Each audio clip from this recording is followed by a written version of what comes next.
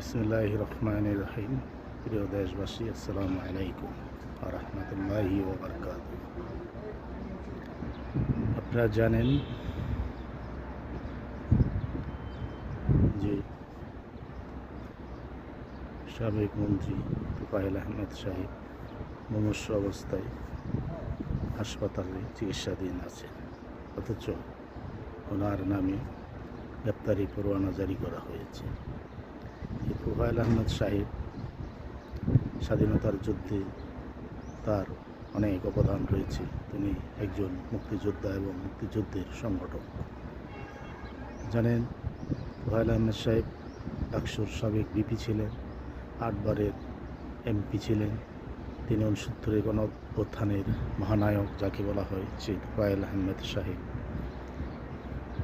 তিনি একাধিকবার মন্ত্রিত্ব দায়িত্ব পালন করেছেন। তিনি শিল্প ও বাণিজ্য মন্ত্রণালয়ের দায়িত্ব পালন করেছেন অনেকদিন।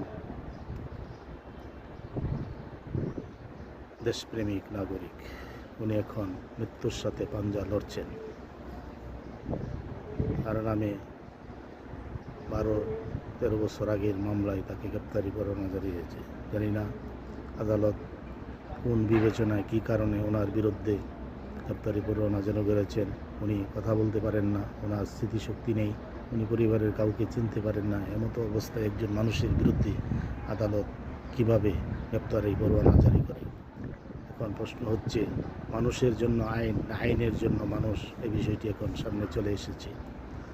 আদালত হলো ন্যায় বিচারের জায়গা, ন্যায় বিচারের প্রতি এখানে সবার জন্য আইন সমান। অথচ আইন প্রয়োগকারী সংস্থা বা যারা এর সাথে সংশ্লিষ্ট, তারা কিভাবে না জেনে শুনে একজন মুমূর্ষু রোগীর বিরুদ্ধে গ্রেপ্তারি পরোয়ানা জারি করতে পারে, সেটা আমার বিবেকে ধরে না।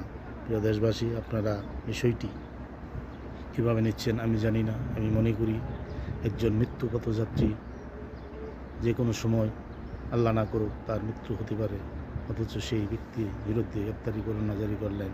আর গ্রেপ্তারি পরোয়ানা যারা বাস্তবায়ন করবেন, তারা হাসপাতালে বেড থেকে ওনাকে কিভাবে আনবেন, কিভাবে আদালতে নেবেন, সেটাও বুঝে আসছে না। যিনি নিজে শুয়ে শুয়ে প্রস্রাব পায়খানা করেন, এরকম একজন ব্যক্তিকে কিভাবে গ্রেপ্তারি পরোয়ানা জারি করতে পারে আদালত, সেটি এখন প্রশ্নের সম্মুখীন হয়েছে। প্রিয় ভাই বোনেরা আমার,